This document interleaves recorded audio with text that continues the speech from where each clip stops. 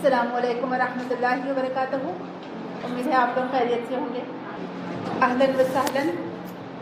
اللہ تعالیٰ سے دعا ہے کہ اللہ تعالیٰ ہمارے یہاں آنا، بیٹھنا اور سننا قبول کرے اور آخرت میں اس کو ہمارے حق میں لکھ لے تاکہ ہم نجات پا سکیں۔ الحمدللہ اللہ تعالیٰ کا شکر احسان ہے کہ اللہ تعالیٰ نے ایسے مواقع فراہم کیے جس کی وجہ سے ہم کبھی نہ کبھی یا کہیں نہ کہیں ہم کو کچھ نہ کچھ ایسی نصیحت درس و تدریس کے ذریعے سے سننے کو ملتی ہے جس سے ہم اپنی اصلاح کر سکتے ہیں۔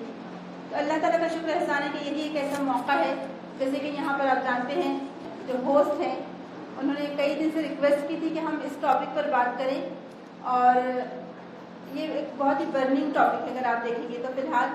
اور اللہ تعالیٰ ہماری خود کی ہماری نسلوں کی حفاظت کرے، جیسے کہ آپ لوگ جانتے ہوں گے کہ جس ٹاپک پر آج ہم بات کرنے جا رہے ہیں کہ ہم اپنے بچوں کو، اپنی نسلوں کو کیسے شرک سے اور کفر سے بچا سکتے ہیں، ان کے ایمان کی کیسے حفاظت کر سکتے ہیں۔ جیسے کہ اللہ سبحانہ تعالیٰ نے فرمایا کہ یا ایھا الذین آمنوا قوا انفسکم واہلیکم نارا، کہ اپنے آپ کو اور اپنے اہل و عیال کو جہنم کی آگ سے بچاؤ۔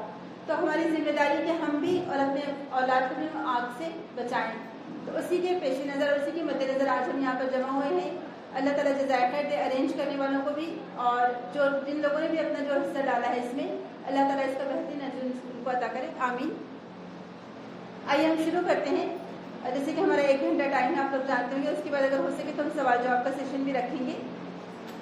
اور آج کا جو ٹاپک ہے کہ ہم اس ارتداد کے فتنے سے خود کیسے بچ سکتے ہیں اور کیسے اپنے بچوں کو بچا سکتے ہیں۔ اور ارتداد آپ لوگ جانتے ہی ہوں گے، ارتداد کا معنی ہوتا ہے لوٹنا، پلٹنا، پھر جانا، یعنی اسلام سے کفر یا شرک کی طرف پلٹ جانا، یہ ارتداد ہوتا ہے۔ تو امید ہے آپ کو اس کی معنی سمجھ میں آ گئے ہوں گے۔ اور فتنہ آزمائش کو کہتے ہیں جب سونا تپا کر اس کو کندن بنایا جاتا ہے یا بھٹی سے گزارا جاتا ہے تو اس پروسیس کو فتنہ کہا جاتا ہے۔ تو فتنہ کیوں کہا گیا ہے اس کو؟ کیونکہ یہ بھی ایک آزمائش ہے۔ بعض اوقات ایمان آپ سے بہت سارے تقاضے، بہت ساری آپ سے قربانیاں مانگتا ہے، تو ان قربانیوں سے گزرتے ہوئے اور قربانیاں دیتے ہوئے اسلام پر قائم رہنا، ایمان پر قائم رہنا، یہی اصل میں سچا ایمان ہے۔ کچھ لوگ اس میں پیچھے ہٹ جاتے ہیں، اس لیے اس فتنے کا شکار ہو جاتے ہیں۔ تو آئیے اللہ تعالیٰ سے اس دعا کے ساتھ کہ آج جو بھی ہم بات کریں وہ ہمیں اپنے ایمان کو مضبوط رکھنے کے لیے مددگار ثابت ہو، اور ہم اپنی نسلوں کو اس فتنے سے بچا سکیں، اور اللہ تعالیٰ سے دعا بھی کریں کہ اللہ تعالیٰ ہی ہمارا حامی و ناصر ہو۔ اللہ تعالیٰ کی مدد کے بغیر ہم کچھ نہیں کر سکتے۔ تو آئیے شروع کرتے ہیں۔ جیسے ابھی آپ کے سامنے تلاوت کی گئی کہ ایک مشرک شریف زادی یا مشرک مالدار عورت اس سے بہتر ہے، ایک مشرکہ سے بہتر ایک مومن لونڈی ہے، اور ایک مشرک مالدار مرد سے بہتر ایک مومن غلام ہے۔ تو یہاں پر ہمیں کیا پتہ چلتا ہے کہ اللہ تعالیٰ تمہیں آگ سے بچانا چاہتا ہے، اپنی رحمت اور مغفرت کی طرف بلانا چاہتا ہے، اور مشرک تمہیں آگ کی طرف بلانا چاہتے ہیں۔ تو اصل میں بیسیکلی دیکھا جائے تو میرا اور آپ کا، ہم سب کا مقصد کیا ہے کہ ہم کس سے بچنا چاہتے ہیں؟ آگ سے بچنا چاہتے ہیں۔ تو آگ سے بچنے کے لیے پھر ہمیں اس کے لیے کوشش کرنی ہوگی۔ ہماری صرف دعاؤں سے، خواہشوں سے اور تمناؤں سے یہ نہیں ہو سکتا کہ ہم آگ سے بچ جائیں، اس کے لیے ہم کو ویسی کوشش کرنی ہوگی۔ تو اللہ تعالیٰ ہماری اس میں مدد فرمائے۔ اور جیسا کہ سورہ مائدہ میں اللہ تعالیٰ فرماتا ہے وَمَن يَرْتَدَّ عَن دِينِكُمْ، کہ اگر تم میں سے کوئی دین سے پھر جاتا ہے تو اللہ تعالیٰ اس کی جگہ ایک ایسی قوم لے آئے گا جو ہمارے جیسی نہ ہوئی۔ یعنی اللہ تعالیٰ کو ہمارے اسلام کی، ہمارے ایمان کی ضرورت نہیں ہے، بلکہ ہمارا اسلام، ہمارا ایمان کس کے لیے فائدہ مند ہے؟ ہمارے خود کے لیے۔ تو آئیے ہم بات شروع کرتے ہیں۔ بسم اللہ الرحمن الرحیم، نحمدہ ونصلی علی رسولہ الکریم، اما بعد، فاعوذ باللہ من الشیطان الرجیم، بسم اللہ الرحمن الرحیم، رب اشرح لی صدری ویسر لی امری واحلل عقدۃ من لسانی یفقہوا قولی، اللہم ارنا الحق حقا وارزقنا اتباعہ وارنا الباطل باطلا وارزقنا اجتنابہ، آمین یا رب العالمین۔ اللہم لک الحمد بالاسلام ولک الحمد بالقرآن ولک الحمد بالایمان۔ اللہ تعالیٰ کا بہت ہی شکر احسان ہے کہ اللہ تعالیٰ نے ہم کو اسلام کی نعمت سے نوازا۔ اللہ تعالیٰ کا بہت ہی شکر اور احسان ہے کہ اس نے ہم کو قرآن جیسی عظیم نعمت دی، اور اللہ تعالیٰ کا بہت ہی احسان ہے کہ اس نے ہمیں ایمان کی دولت سے مالا مال کیا۔ جیسے کہ سفیان ثوری رحمہ اللہ علیہ اور بہت سارے اسکالرس کے بارے میں آتا ہے کہ جب بھی وہ اپنی مجلس کا انعقاد کرتے یا اس کا آغاز کرتے تو سب سے پہلے ان نعمتوں پر اللہ تعالیٰ کا شکر ادا کرتے تھے۔ اور واقعی میں اگر آج میں آپ سے پوچھوں کہ سب سے قیمتی چیز آج انسان کے پاس کیا ہے؟ گولڈ، مال و دولت، کار، بنگلہ، گاڑی یا پھر کیا ہے؟ ایمان۔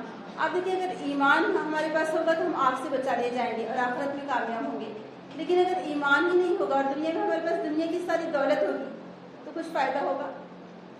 کتنے بڑے بڑے بادشاہ گزرے جو آپ گن سکتے ہیں کہ جن کے پاس دنیا میں سب کچھ تھا لیکن وہ کس دولت سے محروم تھے؟ ایمان سے۔ فرعون، نمرود، اور بھی آپ سوچ لیجیے سارے بادشاہوں کے بارے میں، لیکن ایمان کی دولت سے محروم ہونے کی وجہ سے وہ آگ کے مستحق قرار پائے۔ ان کی دنیا کی ساری دولت، ساری بادشاہت کے کچھ کام آ سکے ان کی؟ نہیں آ سکی۔ تو سب سے پہلے ہمیں یہ دیکھنا ہے کہ ہم اللہ تعالیٰ نے ہمیں جب مسلمان گھرانے میں پیدا کیا، ہمیں ایمان کی دولت سے نوازا اور الحمدللہ ہم کو بیٹھے بٹھائے اسلام کی نعمت مل گئی۔ تو اس اسلام کی نعمت کو، اس ایمان کی نعمت کو ہم کیسے محفوظ رکھ سکتے ہیں اور کیسے بچا سکتے ہیں؟ جس دور سے آج ہم گزر رہے ہیں آپ اسے فتنوں کا دور کہہ سکتے ہیں۔ ہر دور ایسا رہا ہے جس میں فتنے آتے رہے اور مسلمان اس سے مقابلہ کرتے رہے، لیکن جس دور سے آج ہم گزر رہے ہیں ایسے لگتا ہے گویا کہ اس سے بڑے اور فتنے اب آ نہیں سکتے، حالانکہ اور جو آنے والا دور ہے وہ ورس سے وسطر ہوتا چلا جائے گا، جیسے کہ حدیث سے پتہ چلتا ہے اور صحابہ کرام بھی کہتے تھے کہ جو تم سے پچھلے لوگ تھے وہ بہت سارے فتنوں سے محفوظ رہے، لیکن آج تم جن فتنوں سے تم مقابلہ کر رہے ہو اس سے آگے اور مزید فتنے آتے چلے جائیں گے۔ تو ہم نہیں جانتے کہ آگے اور کون سے فتنے آنے والے، لیکن فی الحال ہم جس دور سے گزر رہے ہیں ان فتنوں میں سے، بہت سارے فتنوں میں سے ایک فتنہ اعتدال ہے۔ جیسے کہ آج آپ دیکھیں بے حیائی، فحاشی اور ہومو سیکشوالٹی، جیسے آپ نے دیکھا ہوگا کچھ سال کووڈ سے کچھ چند مہینوں پہلے کی بات ہے کہ خود ہندوستان کے قانون میں جو ہم کہہ سکتے ہیں ڈی کرمنلائزیشن، کہ کسی جرم کو کمتر کر دینا، یعنی کوئی جرم کو جرم نہ سمجھنا، تو ہم جنس پرستی کو انڈیا میں قانونی طور پر بڑھاوا دیا گیا اور سپورٹ کیا گیا۔ سپریم کورٹ کا آرڈر تھا کہ ایک مرد سے شادی کر سکتے، ایک عورت سے شادی کر سکتی ہے۔ بے حیائی کو عام کیا گیا، جو خراب قسم کے لوگ ہوتے ہیں، جو پیشہ ور عورتیں ہوتی ہیں، ان کو ایک اچھا نام دیا گیا، ورکر کہا گیا ان کو، اور اگر کوئی آ کر آپ کے بازو میں کہیں رہتا ہے یا ان کو آپ کچھ خراب کہتے ہیں تو الٹا آپ پر جرم عائد ہو جائے گا۔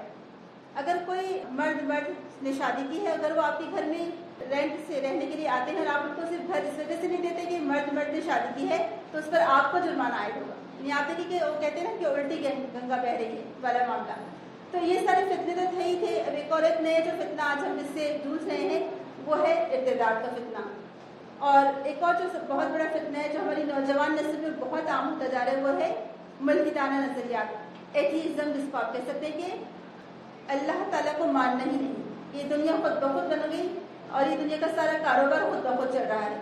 اور آپ یقین جانیے، آپ اگر اس کے آپ اسٹیٹسٹک دیکھیں گے تو آپ بہت حیران ہوں گے کہ آج دنیا میں بہت سارے مسلمان ملحدانہ نظریات کے حامل ہو گئے ہیں۔ آپ سوچیے کوئی ایک فتنہ ہے جس سے آج ہم کو مقابلہ کرنا ہے؟ اتنے سارے فتنوں میں سے ہم سوچتے ہیں کہ ہم ایک جو چھوٹی سی دنیا میں ہم اپنے رہ رہے ہیں، ہم سمجھتے ہیں کہ ہم محفوظ ہیں تو سب کچھ محفوظ ہے، لیکن ایسا نہیں ہے۔ ہمیں یہ تک نہیں معلوم کہ آج ہمارے بچے موبائل اپنے ہاتھ میں لے کر وہ کون کون سی ویب سائٹ پر جاتے ہیں، کون کون سے چینلز دیکھتے ہیں اور کون سے نظریات کو فالو کرتے ہیں، یا وہ کس کو انہوں نے اپنا ہیرو، اپنا رول ماڈل بنایا ہوا ہے۔ آج ہمارے ہی لوگوں میں سے، ہمارے ہی اپنے لوگوں میں سے ایسے نظریات کے حامل لوگ، ایسے یعنی بچوں کی جو نظریات ہیں ان کی سوچ بدل رہی ہے، سوچ میں تبدیلی آ رہی ہے اور اسلام دھیرے دھیرے اسے چھوٹتا چلا جا رہا ہے۔ اللہ تعالیٰ سب کو محفوظ رکھے۔ اب دیکھیے جو اللہ تعالیٰ نے ہم کو ایمان کی نعمت دی ہے، وہ ایمان کی نعمت ساری دنیا اگر ایک طرف ہو جائے اور ایمان ایک طرف ہو تو بھی وہ سارے لوگ برابر نہیں ہو سکتے ایمان میں۔ الحمدللہ آج اللہ کا شکر احسان ہے کہ اللہ تعالیٰ نے کو ایمان کی نعمت سے نوازا۔ آپ کو بتائیے کوئی ماں، کوئی والدین اپنے بچوں کو آگ میں ڈالنا گوارا کریں گے؟ کوئی گوارا کر سکتا ہے؟ نہیں کر سکتا۔ لیکن آج ہم کیسے بے فکری کی زندگی گزار رہے ہیں، کیسے ہم آج خواب خرگوش کے مزے لے رہے ہیں، آرام سے سوئے ہوئے ہیں کہ ہم یہ تک نہیں جانتے کہ ہمارے بچے آج کہاں جا رہے ہیں، کدھر جا رہے ہیں، اور خود ہمارا کیا حال ہے۔ پہلی تو ذمہ داری خود ہماری اپنی بنتی ہے کہ ہم خود، یعنی بچے ماں باپ کو دیکھ کر ہی سیکھتے ہیں، تو ہم نے اپنا جو لائف اسٹائل ہے وہ کس طرح سے بنا رکھا ہے۔ پہلے ہم تھوڑا سا یہ دیکھیں گے کہ اسباب کیا ہیں، کس وجہ سے آج ہم بے راہ روی کا شکار ہیں۔ دوسری طرف ہم یہ دیکھیں گے کہ اس کا سدباب کیسے ہو سکتا ہے۔ جیسے مثال کے طور پہ میں آپ لوگوں سے ایک بات اگر پوچھوں کہ اگر آپ کہتے ہیں کہ آپ کو کہیں سر میں درد ہے یا بخار ہے یا کوئی اور چیز آپ کو کہیں اور پین ہو رہا ہے تو آپ اس کے لیے کیا کریں گے؟ سب سے پہلے اگر کہیں آپ کو درد ہے، تکلیف ہے تو کیا کریں گے؟ ڈاکٹر سے کنسلٹ کریں گے نا۔ اور ڈاکٹر سے کنسلٹ کرنے کے بعد کیا آپ یہ سوچیں گے اچھا ڈاکٹر تو بیوقوف ہے، اس نے مجھے کچھ لکھ کر دے دیا ہے، میں اپنی مرضی سے جو چاہوں علاج کروا لوں؟ ایسا ہو سکتا ہے؟ نہیں ہو سکتا. بلکہ آپ دیکھیے ڈاکٹر کی جو پرسکرپشن ہوتی ہے ہم اس کو ٹائم ٹو ٹائم جو ٹیبلٹ اس نے لکھی ہوتی ہے ہم اسی کے حساب سے وہ دوا لیتے ہیں. تو اسی طرح سے جب تک ہم کو ہمارے مرض کی تشخیص یعنی ہم اپنے مرض کے بارے میں معلومات نہیں ہوگی ہم اس کا علاج نہیں کر سکتے. تشخیص بہت زیادہ ضروری ہے. تو اسی طرح سے آج جن فتنوں سے ہم گزر رہے ہیں، چاہے وہ فتنے ارتداد ہو، چاہے وہ ملحدانہ نظریات ہو، چاہے وہ ہومو سیکشولیٹی ہو، ہم جنس پرستی، چاہے وہ بے حیائی ہو، فحاشی ہو، ان سب کا سدباب اسی وقت ہو سکتا ہے جب تک ہم اس پر غور و فکر نہ کریں کہ یہ کہاں سے آئی، یہ نظریات کہاں سے آئے اور کیوں آ رہے ہیں اور اس پر روک تھام ہم کیسے لگا سکتے ہیں. آئیے ہم دیکھتے ہیں. دیکھیے سب سے پہلی بات تو اسلام کی نعمت. آپ لوگ جانتے ہوں کہ رسول اکرم صلی اللہ علیہ وسلم جب 1 سال تک غار حرا میں مسلسل اللہ تعالیٰ سے دعا کرتے رہے، عبادت کرتے رہے، تو اس وقت ان کو معلوم نہیں تھی کہ صحیح عبادت کیا ہے.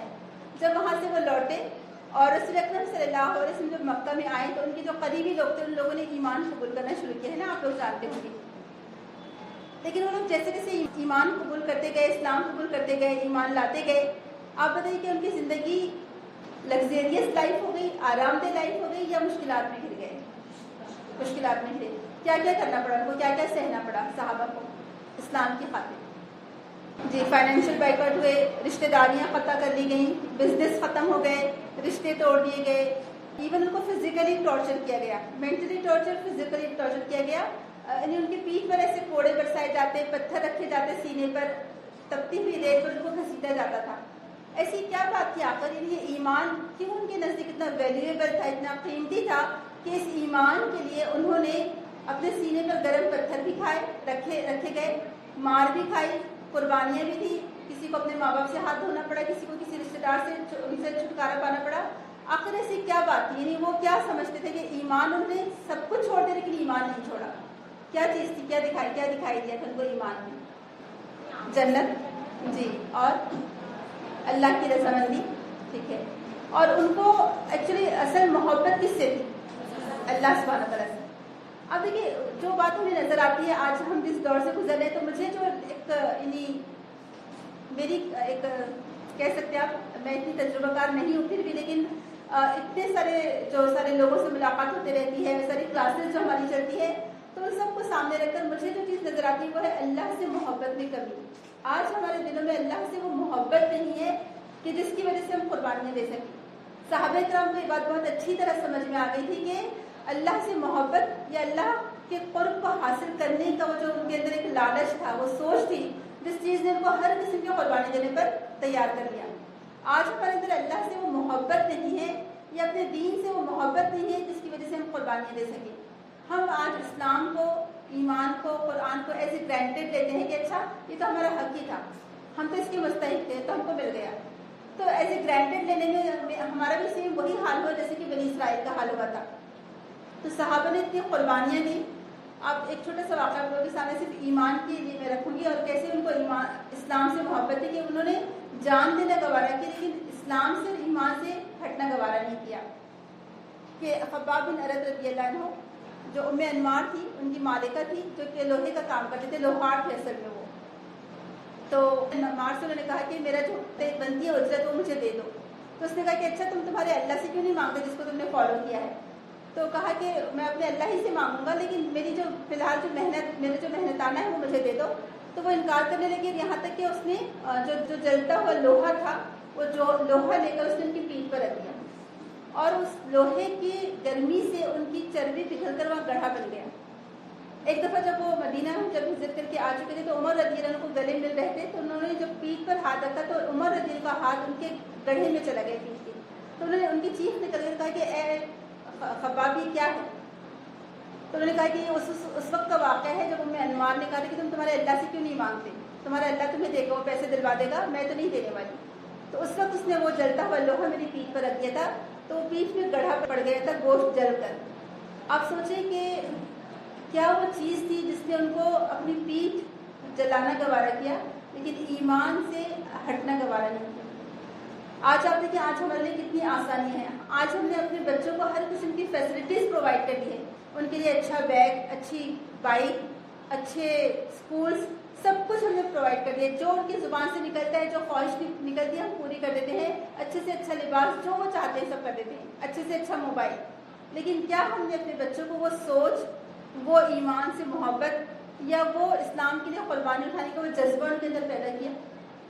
یعنی آج جو حالات ہیں ہم ان حالات کا بلیم سب دوسروں پر نہیں ڈال سکتے. اس میں ہمارا قصور مجھے زیادہ نظر آتا ہے کہ ہم نے خود ہماری بھی اپنی اور اپنے بچوں کی ویسی تربیت ہی نہیں کی کہ جس کی وجہ سے ان کو ایمان سب سے زیادہ قیمتی لگے. اگر ایمان کی اہمیت کا ہم کو اندازہ ہو جائے تو ہم کبھی اس کو نہ چھوڑیں. آج ہمارے گھر کے بچے، بیٹے یا بیٹیاں کیوں بھاگ رہی ہیں ادھر، کیوں کفر اور شرک کی طرف جا رہی ہیں؟ کیا لالچ ہے ان کو؟ آج ایسی وہ کیا چیز ہے، وہ کیا نعمت ہے جو ان کو اسلام میں نہیں مل سکتی، وہ جس کی وجہ سے وہ کفر کی طرف آ جا رہی ہیں، کفر کے راستے کو اختیار کر رہی ہیں؟ مطلب کیا ایسے ہو سکتا ہے کہ ایمان کے وقت کفر کی طرف جائے؟ پاسبل ہی نہیں ہے. اگر ایمان کی اہمیت اگر ان کے دل میں ہوتی تو کبھی ایسا نہ کرتے. اب دیکھیے میں ایک چھوٹا سا واقعہ آپ لوگوں کے سامنے رکھوں گی. آپ سب کو معلوم ہی ہوگا کہ ابراہیم علیہ السلام، جب ابراہیم علیہ السلام کو تمام لوگوں نے ڈیسائیڈ کیا، بادشاہ نے حکم دے کے کہ ان کو آگ میں ڈال دیا جائے، یہ ہمارے بتوں کو برا بھلا کہتا ہے. اب اس وقت کوئی ان کا ساتھی نہیں تھا وہاں پر، اکیلے ابراہیم علیہ السلام تھے اور ان کی کوئی تربیت کرنے والا بھی نہیں تھا. انہوں نے اپنے غور و فکر سے اللہ کو پہچانا. جب ان کو آگ میں ڈالنے کا فیصلہ کیا جا رہا تھا تو کیا ان کے قدم لڑکھڑائے تھے یا وہ پیچھے ہٹے تھے؟ ان کو تو معلوم بھی نہیں تھا کہ اللہ تعالیٰ میری مدد فرمانے والا ہے اور یہ آگ گلزار کرنے والی ہے.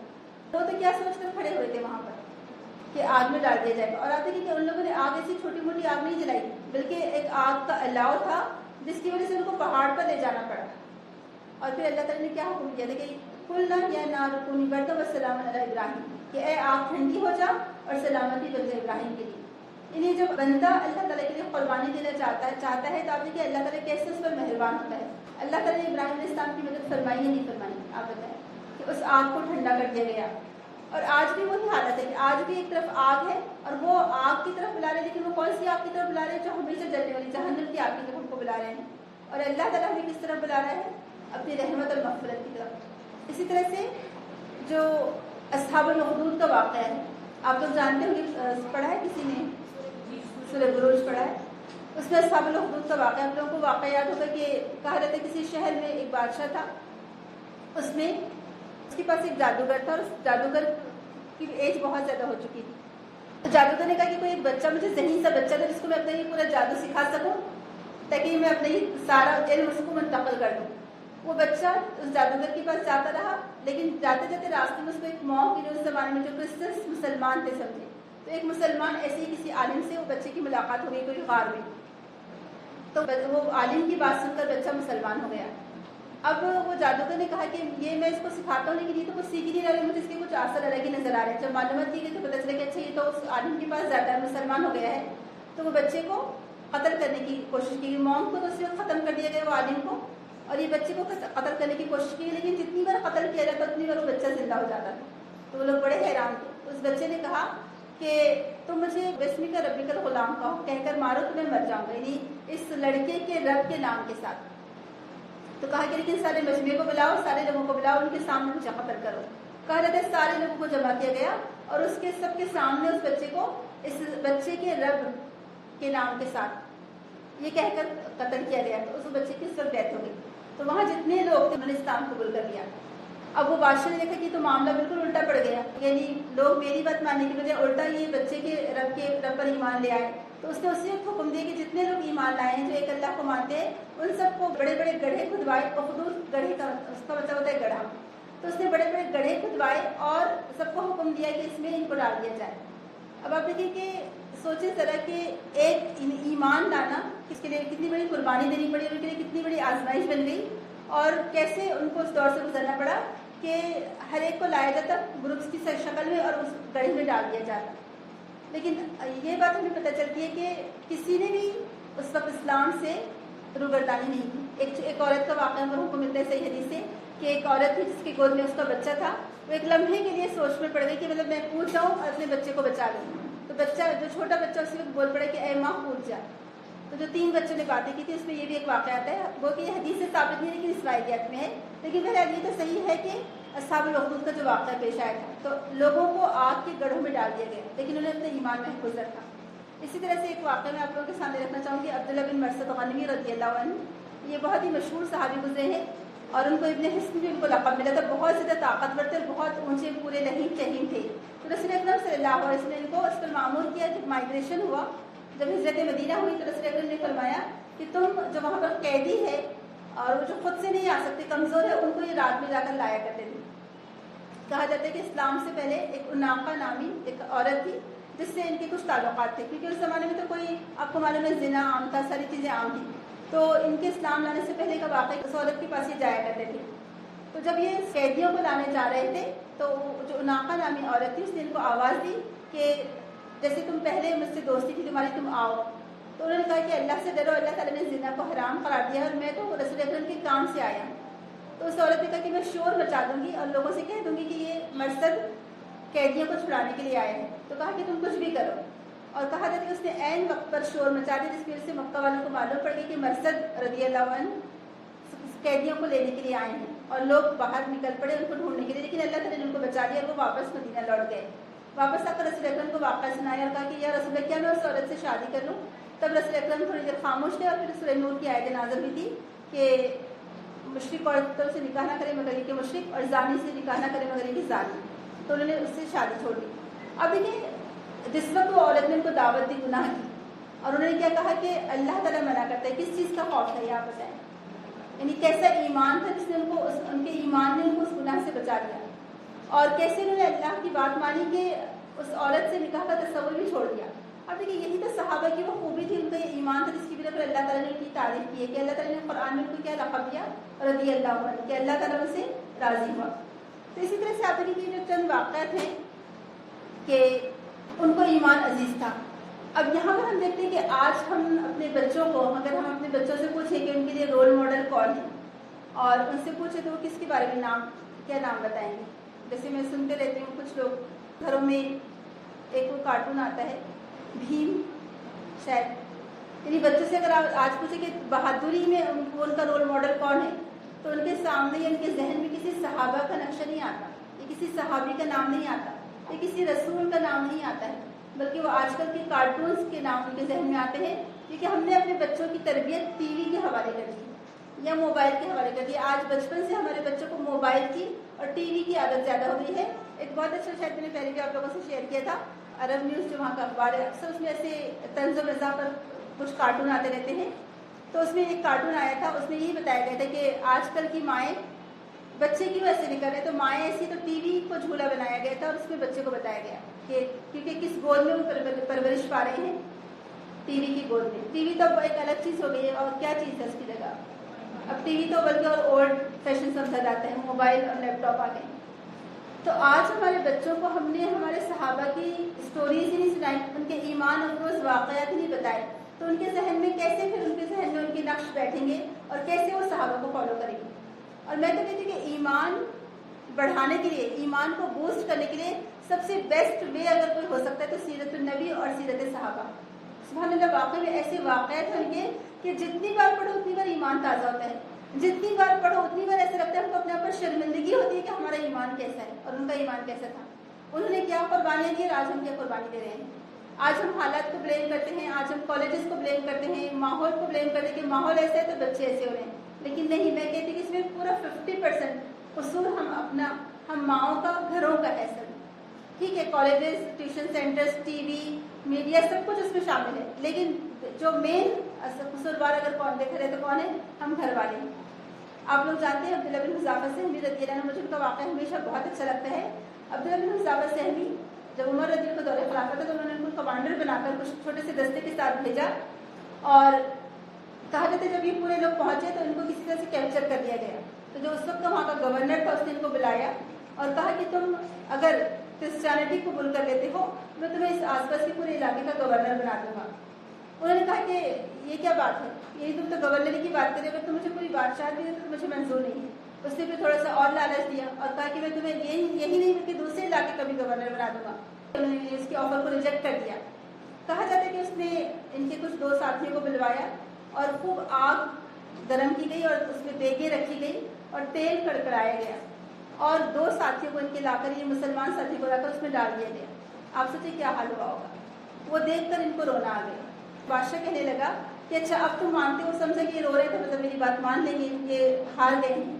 تو کہا کہ میں تو صرف اس لیے رو رہا تھا کہ میں اللہ سے دعا کر رہا تھا کہ اللہ تعالیٰ میرے جسم پر جتنے بال ہیں اتنے بال میری جان تیرے راستے میں جائے, اور جب تم مجھے دوبارہ زندہ کر کے پوچھے تو میں کہوں گے اے اللہ تعالیٰ تیری ہی خاطر میری جان گئی ہے. تو بادشاہ اتنا حیران ہوا بہت زیادہ, ان کو قریب بلایا اور ان کی پیشانی کو بوسہ دیا, یعنی ایسا ایمان مضبوط ایمان. جب وہ واپس گئے ان کو چھوڑ دیا گیا سارے ساتھیوں کو ان کے. جب واپس گئے تو عمر رضی اللہ عنہ نے اپنی کرسی سے اٹھے اور انہوں نے ان کی پیشانی کا بوسہ دیا. آپ دیکھیے یہ تھا ایمان کی جس نے دنیا کی کوئی لالچ کو آگے نہیں آنے دیا. آج پتہ نہیں کیا ایسی بات ہے کہ کیوں آج ہمارے لڑکے اور لڑکیاں, کیوں ہمارے بیٹے اور بیٹیاں یہ جو چھوٹی سی جو لسٹ کی محبت ہوتی ہے اس کی خاطر اپنا ایمان چھوڑ رہے ہیں. کتنے دکھ اور حیرت کی بات ہے. کیوں؟ کیونکہ ہم نے ایمان کی اہمیت اور اس کے قیمتی ہونے کا احساس ان کے دلوں میں پیدا ہی نہیں کیا. ہم نے کبھی بیٹھ کر اپنے بچوں کو سمجھایا کہ ایمان کتنا قیمتی ہے. ایمان کی وجہ سے آپ جان تو دے سکتے ہیں لیکن ایمان نہیں دے سکتے. تو کیا وجوہات ہیں؟ سب سے پہلی جو وجہ مجھے نظر آئی ہے وہ ہے کہ ہماری تربیت میں کمی. ہم نے اپنے گھر کا ماحول ویسا نہیں بنایا جیسے ہمیں بنانا چاہیے تھا. ہم نے اپنے گھر میں اپنے ماحول میں وہ چیز تربیت وہ لائی ہی نہیں جس کی وجہ سے بچوں کے اندر ایمان سے محبت پیدا ہو سکے, اللہ سے محبت پیدا ہو سکے, دین اسلام سے محبت پیدا ہو سکے. ہم جب بھی بچوں کو کہتے ہیں, ہم کیا جملہ کہہ کر بچوں کو ڈراتے ہیں؟ ہم نے بچوں کو اللہ تعالیٰ سے دور کر دیا ایک جملہ کہہ کر. کون سا جملہ ہے؟ ایسا مت کرو اللہ آگ میں ڈالے گا, ہے نا. یہ جملے سے انٹروڈیوس کروا دینا بچوں کو. انہیں جب آگ میں ڈالنے کی وجہ سے سیدھا اللہ تعالیٰ کا نام لے لیتے ہیں, جبکہ اللہ تعالیٰ تو اپنے بندوں پر کتنا مہربان ہے. اللہ سبحانہ و تعالیٰ تو چاہتے کہ وہ اپنے بندوں کو آگ سے بچائے. جو آپ نے تلاوت سنی آیت کی, اس میں کیا تھا کہ اللہ تعالیٰ تمہیں اپنی رحمت اور مغفرت کی طرف بلاتا ہے اور وہ تمہیں آگ کی طرف بلا رہے ہیں. پہلے مطلب بچوں کو بچپن سے تعلیم دی جائے. ایک واقعہ میں ہمیشہ شیئر کرتے رہتی ہوں جب سورہ بقرہ کی تفسیر آتی ہے کہ کوئی وہاں پر ایک فیملی تھی اور انہوں نے اپنی بیٹی کو پڑھنے کے لیے کہیں باہر ملک بھیجا ہوا تھا. اب وہ بچی چلی گئی پڑھنے کے لیے, کئی سال اس کے وہاں پر گزرے. تو اس زمانے کا واقعہ جب صرف ای میل شروعات ہوئی تھی انٹرنیٹ کی, سمجھے ای میل وغیرہ آتے رہتے تھے. تو ان کا ای میل کسی اور کے لیپ ٹاپ پر آیا, کمپیوٹر پر آیا تھا. تو ای میل جب ان کو پڑھ کر سنایا گیا تو بیٹی نے لکھا تھا کہ میں فلاں جو لڑکا میرا روم میٹ تھا میں اس کے ساتھ شادی کر رہی ہوں اور آپ بھی یہاں جائیے, میں نے آپ کی ویزا کے لیے اپلائی کیا ہے. اور وہ والد بہت پریشان ہو گئے اور انہوں نے پھر اس بچے کو لکھنے لگایا, جس کے بھی ذریعے لکھنے لگایا کہ تمہیں معلوم نہیں کہ مشرک سے نکاح نہیں ہو سکتا, کیونکہ وہ نان مسلم لڑکا تھا, کہ تمہیں معلوم نہیں کہ مشرک سے نکاح نہیں ہو سکتا اور تم یہ بالکل رک جاؤ, یہ نکاح نہیں کرنا. تو بیٹی نے واپس جواب دیا کہ یہ بات آپ نے بچپن سے مجھے کبھی بتائی نہیں کہ مشرک سے نکاح نہیں ہو سکتا. اب تو ہماری سب کچھ بات چیت طے ہو گئی ہے, اب میں پیچھے نہیں آ سکتا. آپ بتائیے قصور کس کا ہے؟ ہم نے سورہ بقرہ کی وہ تفسیر پڑھائی بچوں کو کبھی؟ جب وہ آیت پڑھاتے ہیں, جب ہم بچپن میں ایک بار قرآن پڑھا دیتے ہیں سمجھتے کہ ہم بے فکر ہو گئے, ہم نے سارا کام انجام دے دیا. ایک بار قرآن پڑھا دینے سے کام نہیں چلتا. قرآن سمجھا کر پڑھانا چاہیے. کہ ہم نے اگر بچے ہمارے پڑھ لیتے سورہ بقرہ کی وہ تفسیر تو تبھی وہ سمجھ جاتے کہ کسی مشرک سے مومن کا نکاح ہو ہی نہیں سکتا, وہ نکاح نہیں, وہ زنا ہے. لیکن یہ بات کون سمجھائے؟ پھر کورٹ میرج بھی نکاح نہیں ہے, کیونکہ یہ اسلامی اصولوں میں ہے یہ بات کہ جب تک کہ ولی نہ ہو نکاح نہیں ہو سکتا. ولی کے بغیر نکاح نہیں, وہ زنا ہے. یہ حدیث سے ثابت یہ بات. کیا ہم نے بچپن سے بچوں کو یہ بات سمجھائی؟ اگر ہم یہ بات سمجھائے ہوتے, ہم اپنے گھروں سے وہ تعلیم ان کو دیتے, بہت حد تک یہ فتنے سے ہم بچ جاتے تھے.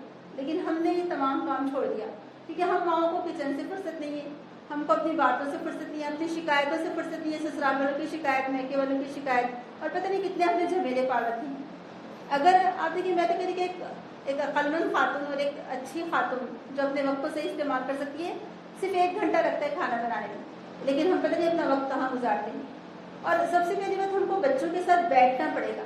یعنی ہم جب تک بچوں کے ساتھ بیٹھیں گے نہیں, والدین اور والد کو بھی احساس ذمہ داری دلائی جائے کہ والد کی بھی اتنی ہی ذمہ داری بنتی ہے بچوں کو آگ سے بچانے کے لیے جتنی والدہ کی ہے. آپ دیکھیں جتنے بھی انبیاء ہم دیکھتے ہیں کہ بچپن میں والدہ کا ہاتھ تربیت میں زیادہ رہا, اور بڑے ہونے کے بعد ٹینیج جب ہو جاتے ہیں بچے, اس وقت والد کا ہاتھ زیادہ رہا. یعقوب علیہ السلام نے اپنے بچوں کو کب نصیحت کی تھی؟ جب وہ ٹینیج میں تھے. اسی طرح سے لقمان علیہ السلام نے اپنے بیٹے کو کب نصیحت کی؟ جب وہ تھوڑے بڑے ہو گئے تھے. تو بڑے ہونے کے بعد والد کی ذمہ داری بن جاتی ہے, اور جو بچپن میں ماں کی ذمہ داری ہوتی ہے. تو ہم کو اپنے گھروں کی, سب سے پہلے ہم کو اپنے گھروں کے ماحول کو چینج کرنا پڑے گا. ہم کو اپنے گھر کی جو روٹین ہے, جو ہمارا نظام ہے گھر کا, اس کو چینج کرنا پڑے گا. آپ کو یقیناً اور لازماً 2 گھنٹے اپنے بچے کے ساتھ بیٹھنا پڑے گا. آپ دیکھیے بچے توجہ چاہتے ہیں، جب توجہ ان کو گھر میں نہیں ملتی، جب محبت ان کو گھر میں نہیں ملتی، جب باہر والے ان کو تھوڑی سی تعریف کر دیتے ہیں، یہ توجہ دیتے ہیں، پھر کیا ہوتا ہے وہ اسی طرح بھاگتے چلے جاتے ہیں. ہم گھر میں کیا کرتے ہیں سوائے ڈانٹنے کے اور چلانے کے، اس کے علاوہ ہماری کوئی ذمہ داری نہیں. یعنی ہم نے اتنا غلط سسٹم اپنے گھروں میں روا رکھا ہے کہ نماز پڑھے تھے، نماز تو نہیں گئے ابھی تک، یہ ایسا جملے، اس کے علاوہ کوئی بات نہیں ہم کرتے. اور دیکھیے اگر ہم محبت سے بات نہیں کریں گے تو کون محبت سے بات کرے گا؟ اگر ہم بچوں کو ذرا سی ان کی غلطی پر مار کر رکھ دیں گے تو بچے کس کے پاس جائیں گے؟ کیا رسول اللہ نے کبھی کسی بچے پر ہاتھ اٹھایا؟ آپ بتائیے. انس رضی اللہ عنہ 10 سال ان کی خدمت میں رہے. ایک دفعہ جو کام رسول اکرم نے انس رضی اللہ عنہ کو دیا تھا کہ فلاں فلاں کام کر کے آؤ، تو انس رضی اللہ عنہ راستے میں بھول گئے اور بچوں کے ساتھ کھیلنے میں لگ گئے. اتفاق سے رسول اکرم وہیں سے گزرے تو رسول اکرم ان کے قریب پہنچے اور انس رضی اللہ عنہ ڈر گئے کہ اب مجھے ڈانٹ پڑتی ہے. تو رسول اکرم خود ان کے پاس نیچے بیٹھے اور ان کے 2 کان پکڑ کر کہ اے 2 کان والے، جب سے ان کو وہ لقب پڑ گئے تھے، اور اس کے علاوہ کچھ بھی نہیں کہا اور وہ بھی مسکرا کر بات. اب اگر میں اور آپ ہوتے تو کیا کرتے تھے؟ اتنی باتیں سناتے بچوں کو. یہی تو تربیت کا انداز ہے کہ ہم کو بچوں کی تربیت اس طریقے سے کرنا ہی نہیں آئی جیسے کہ کرنا چاہیے تھا. صرف ڈانٹنے اور مارنے سے کام نہیں چلے گا، محبت سے ہم کو بچوں کو سمجھانا پڑے گا، محبت کے ساتھ ان کے ساتھ ڈیلنگ کرنی پڑے گی اور گھر کے ماحول کو ایسا بنانا پڑے گا جس میں ان کو معلوم ہو کہ ہماری والدہ ہم سے بہت محبت کرتی ہے، ہمارے والد ہم سے بہت محبت کرتے ہیں. ان کو توجہ دیجیے، ان کو محبت دیجیے، بچے ضرور آپ کی بات مانیں گے. تو ایک تو چیز ہے توجہ اور محبت گھر میں. دوسری چیز ہے صحابہ کے واقعات. جب تک آپ ان کو صحابہ کی سٹوریز نہیں سنائیں گے ان کے ایمان میں اضافہ نہیں ہو سکتا. تو یہ چیز لازم و ملزوم کر لیں اپنے لیے کہ آپ کو گھر میں بیٹھ کر اپنے چاہے چھوٹے ہوں چاہے بڑے ہوں بچے، ان کو صحابہ کے واقعات سنائیں. تیسری جو چیز نظر آتی ہے کہ کیا وجہ ہے کہ ہمارے بچے آج غیر مسلموں کی طرف جا رہے ہیں یا پھر ایمان کو چھوڑ رہے ہیں اور اسلام کو چھوڑ رہے ہیں. سب سے مین وجہ وہی دینی علم اور عمل کی کمی. بچوں کو علم ہی نہیں کہ کیا صحیح ہے کیا غلط ہے. ہم نے بچپن سے بچوں کو بہت اچھی اچھی ٹیوشنز تو لگائی ہیں. ہمارے بچے نیٹ کے ایگزام میں آؤٹ اسٹینڈنگ مارکس لاتے ہیں، یا جتنے بھی آج کل جتنے جو انٹرنس ایگزام ہے سارے ایگزام میں ہم نے ان کو ایک ایسی دوڑ لگا دی ہے، ان کو ایسا تیار کیا ہے کہ ہمارے بچے کریزی ہو گئے اس کے چکر میں. نمازیں الگ چھوڑتے ہیں، سب کچھ چھوڑتے ہیں، لیکن تم کو یہ انٹرنس ایگزام میں مارکس لانا بہت ضروری ہے. تو ہم نے ان کو دنیا کی معلومات دے دی، لیکن ہم نے ان کو جو بیسک نالج تھی جس کی وجہ سے وہ اپنا ایمان بچا سکتے تھے وہ نالج نہیں تھی. آج ہمارے گھروں میں دینی علم کی کمی ہے اور عمل کی کمی تو ہے ہی ہے. آج اگر دینی علم ہوتا تو ہمارے بچے اس طرح سے بے راہ روانہ ہوتے اور نہ ہی اس طرح بھاگتے. اور ہم میں سے اللہ تعالیٰ ہم سب کو محفوظ رکھے. جیسے کہ ابھی ایک آرٹیکل میں پڑھ رہی تھی تو آرٹیکل میں لکھا تھا کہ ہم اس بات کا شور بہت زیادہ کر رہے ہیں کہ بہت ساری مسلمان لڑکیاں غیر مسلم بن رہے ہیں. اب دیکھیے ایسا کہہ کر تو ہم اور اپنے آپ کو ایک طرح سے یعنی اس کام کو بڑھاوا دے رہے ہیں. اگر یہ چھوٹی سی بھی بات ہے، اگر کوئی 1% میں بھی کہ ہماری فکریں بڑھ جانی چاہیے، ہماری راتوں کی نیند اڑ جانی چاہیے، کیونکہ کوئی ایک شخص بھی ہمارا جو مسلمان ہے وہ بہت قیمتی ہے ہمارے. آپ مجھے بتائیے رسول اکرم صلی اللہ علیہ وسلم نے جو دعوت دین کا کام شروع کیا تو پوری مکی زندگی میں 13 سالوں میں کتنے کم مسلمان بنے، اور ایک ایک فرد اتنا قیمتی تھا بہت زیادہ. تو کیا آج ہم یہ سوچ رہے کہ اچھا یہ تو چھوٹے موٹے واقعے ایک ہاتھ تو ہوتے ہیں، چھوڑ دو اس کو، چھوڑ سکتے ہیں؟ جو ہم کہتے ہیں کہ آپ فلاں گھر میں لگے ہوئے میرے گھر میں تو نہیں آئے، تو ہم آرام سے ایسا کر سکتے ہیں؟ نہیں کر سکتے. تو دینی علم کی کمی اور عمل کی کمی، یہ دوسرا ریزن ہم کو نظر آتا ہے. تو اپنے گھر کا ماحول دینی بنائیں. علم، کیونکہ آپ دیکھیں یہاں اسکول میں تو دینی علم نہیں ملتا. کوئی ایسی اسکول ہے جہاں صحابہ کی سٹوریز پڑھائی جاتی ہوں؟ ہے کوئی ایسا اسکول؟ یا جہاں سیرت النبی پڑھایا جاتا ہو، یا جہاں قرآن پڑھایا جاتا ہو؟ ہے ایسا کوئی اسکول؟ تو جب آپ نے بچپن سے بچے کو اسکول میں بھیج دیا اور وہ اسکول میں وہی دنیاوی تعلیم حاصل کرتا رہا، اس کو دینی تعلیم سے کون آراستہ کرے گا؟ اور اصل میں المیہ یہ ہے کہ ہماری مائیں ہی دینی علم سے آراستہ نہیں. اگر مائیں دینی علم سے آراستہ ہوتی، ان کو علم ہوتا تو اپنے بچوں کو ضرور وہ تعلیم دیتی، لیکن مائیں ہی نہیں ہیں. ہم کو تو وقت نہیں. بہت ساری ماؤں کو میں نے سنا ہے شکایتیں کرتے ہوئے کہ کیا کریں، کوئی مولوی صاحب نہیں ملتے پڑھانے کے لیے، ہمارے بچے نے ابھی تک قرآن بھی نہیں پڑھا. مولوی صاحب کی کیا ضرورت ہے، کسی استانی کی کیا ضرورت ہے؟ ماں کیوں نہ پڑھائے؟ آپ بتائیے. ماں ہی اپنے بچے کو قرآن پڑھائے سب سے بہتر. اتنے اچھے سے ماں پڑھا سکتی، کوئی اور پڑھا سکتا ہے؟ آپ بتائیں. نہیں پڑھا سکتا. اور پھر کتنا بڑا آپ کے لیے صدقہ جاری کہ اگر آپ اس کو قرآن پڑھاتی ہیں، آپ اس کو دینی علم سکھاتی ہیں تو الٹا اور زیادہ آپ کے لیے صدقہ جاری ہے الحمدللہ. تو مائیں خود پڑھائیں، لیکن ماؤں کو اس کا وقت ہی نہیں ہے. پھر ایک اور جو وجہ نظر آتی ہے اللہ تعالیٰ سے محبت اور عقیدہ. ہم نے بچپن سے ہی جو ماحول دیکھا ہے اس میں ہمیں کبھی عقیدے کی بات کی نہیں کی. جیسے کہ عقیدہ مطلب ایمان یا عقیدہ ایک ہی بات ہے اصل میں. تب اگر ہم بچپن سے بچوں کو ان کا عقیدہ مضبوط کریں گے کہ ایک ہی اللہ کو مانا جائے, کیونکہ جس ماحول میں ہم رہ رہے ہیں, آپ لوگوں نے بنی اسرائیل کا واقعہ پڑھا ہوگا نا, کتنے سال سے وہ لوگ غلام تھے, ہے نا, جانتے ہوں گے. اور فرعون کیا کرتا تھا ان کے بیٹوں کے ساتھ, ان کے بیٹوں کو قتل کر دیتا تھا اور بیٹیوں کو زندہ رہ دیتا تھا. اور آپ لوگوں کو معلوم ہے کہ وہ کیسے ان سے کام لیتا تھا. ان کو لباس پہننے کی اجازت دی, صرف ایک چھوٹا سا کپڑا وہ باندھ سکتے تھے ان کے مرد, اور 24 گھنٹے کام لیا جاتا تھا ان سے, 24 گھنٹے. اور دوسری بات ہے کہ ان کو اجرت بھی نہیں دی جاتی تھی, اور ان کو پرماننٹلی غلام بنا دیا گیا تھا. اتنا ظلم سہنے کے باوجود بھی, لیکن چونکہ وہ ان کے ساتھ رہ رہے تھے, یعنی فرعون کے ساتھ رہ رہے تھے, فرعون کی قوم کے ساتھ, تو کیا ہوا, تو فرعون کی قوم کے ساتھ رہتے رہتے کیا ہوا کہ اتنا ظلم سہنے کے باوجود بھی جب موسیٰ علیہ السلام ان کو وہاں سے لے کر نکلے اور سمندر کراس کر لیا, اللہ تعالیٰ نے راستہ بنا دیا سمندر میں. بعد میں کیا ہوا کہ جب وہ ایک جگہ سے گزرے تو انہوں نے کیا کہا کہ قوم کو گائے کی پوجا کرتے دیکھا, تو موسیٰ علیہ السلام سے کیا درخواست کی کہ اے موسیٰ ہمارے لیے بھی کیسا معبود بنا دو. وہ آپ سوچے کتنے سر پر مارنے کو دل چاہتا نا ہاتھ, کہ جس قوم کی غلامی میں تم مبتلا تھے ابھی تک, جو قوم تم پر اتنا ظلم کرتی رہی, اور تم تو مسلمان ہو, تمہارے ساتھ نبی بھی ہے, اس کے باوجود بھی وہ کیا خواہش ظاہر کر رہے ہیں کہ ہمارے لیے بھی ایک ایسا کوئی معبود بنا دیجیے تاکہ ہم اس کی پوجا کر سکیں. تو آج ہمارا بھی حال کیا ہو گیا اصل میں دیکھا جائے تو, ان کے ساتھ رہتے رہتے ہمارے دل میں بھی کیا خواہش پیدا ہو رہی ہے کہ ایسی کوئی ظاہری چیزیں ہوں ہمارے سامنے. یہ جو آپ نے دیکھا ہوگا نا کبھی کہ جو گود بھرائی کی رسم کرتے ہیں, دیکھا ہے کبھی اس کو, میں نے بچپن میں دیکھا تھا, تھوڑا بہت مجھے یاد ہے. کچھ پان ہوتے ہیں, کئی قسم کی چیزیں ہوتی ہیں, اور کچھ پھول ہوتے ہیں, فروٹس ہوتے ہیں شاید, ہے نا. اگر آپ امیجن کریے کہ جو پوجا کے سامان ہوتے ہیں وہ سارے وہی سامان ہوتے ہیں, ہے کہ نہیں. اور پھر یہ جو ہر بات بات پر ہار پہنانا, ہار پہناتے ہوئے آپ کہاں دیکھتے ہیں, کس کو, وہیں دیکھتے ہیں. پھول زیادہ کہاں چڑھائے جاتے ہیں, وہیں پر چڑھائے جاتے ہیں. تو ہم نے بھی کیا اس کا بدل نکال لیا, قبروں پر پھول چڑھانا. ہم نے ہر شادی بیاہ کے موقع پر پھول ہار پہنائے بغیر ہمارا کوئی فنکشن پورا نہیں ہوتا ہے, جبکہ کیا رسول اللہ سے ثابت ہے کیا خوشی کے موقع پر پھول ہار ہی پہنائے جائے. تو ان کے ساتھ رہتے رہتے ہماری بھی کیا اندر سے خواہش پیدا ہو گئی ہے. ہم بس اتنا کہ بنی اسرائیل نے منہ سے بول دیا تھا کہ ہمارے لیے بھی کیسا معبود بنا دیجیے. ہم منہ سے نہیں بولتے, ہم کیا کر رہے ہیں, عمل کر رہے ہیں. اللہ تعالیٰ رحم فرمائے ہمارے حال پر. تو اب آپ بتائیے کہ جب تک عقیدہ مضبوط نہیں ہوگا, یعنی ایمان جتنا مضبوط ہوگا اتنا ہی ہم ان کے رسم و رواج سے دور رہیں گے. تو ان کے رسم و رواج کو اپنا, جیسے دیکھیے پیلا جوڑا, ایکچولی کیا ہے یہ پیلا جوڑا, میں اس پر فتویٰ نہیں لگا رہی ہوں کہ پیلا جوڑا پہننا منع ہے, عام طور پر نہیں, شادیوں کے موقع پر کی بات کریں گے.